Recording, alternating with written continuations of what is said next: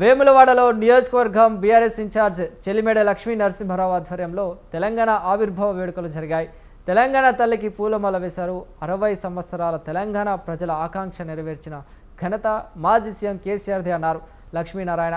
గాంధేయ మార్గంలో ప్రత్యేక రాష్ట్ర ఉద్యమాన్ని 14 ఏళ్లు నడిపించారని కొనియాడారు.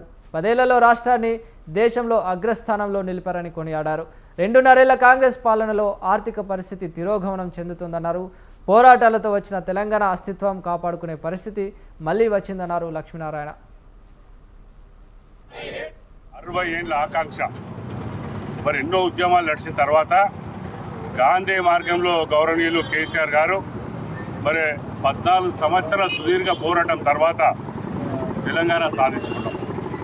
తెలంగాణ పునాదులే మన నిధులు మనం ఖర్చు పెట్టుకోవాలి, మన నియామకాలు మనం చేసుకోవాలి, మన నీళ్లు మనం వాడుకోవాలనే ఉద్దేశంతో మరి తెలంగాణ ప్రజలు మరి వారిని ముఖ్యమంత్రి చేసిన తర్వాత వారి కళను సాకారం చేసి మరి వారి మొత్తం నీళ్లు కానీ నిధులు కానీ అన్ని తీసుకున్నట్టు అంటే నియామకాలు చేయడం జరిగింది.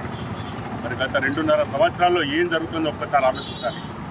మొన్ననే ఆంధ్రప్రదేశ్లో తెలంగాణ వ్యక్తి పోయి మహానాడులో అసలు తెలంగాణ అనే పదానికి డిక్షనరీలో మీనింగ్ లేదంటున్నారు.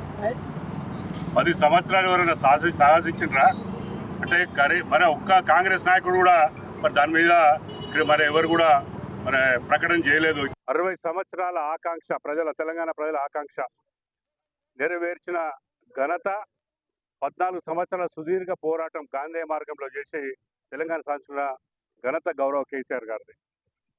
సాధించుకున్న తెలంగాణను అభివృద్ధి చేయాలి అని అతి చిన్న రాష్ట్రమైన 10 సంవత్సరాలలో భారతదేశంలో అతి ఉన్నత స్థాయిలో అభివృద్ధి చెందిన ఘనత ఎవరిదంటే కేసీఆర్ గారిది. మరి గత 2.5 సంవత్సరాల్లో ఏం జరుగుతుందని ఒక్కసారి ఆలోచిస్తే బాధేస్తూ ఉంది. ఎందుకంటే ఆర్థిక పరిస్థితి తిరోగమనమై మళ్ళీ టీడీపీ కిందికి పోతూ ఉంది.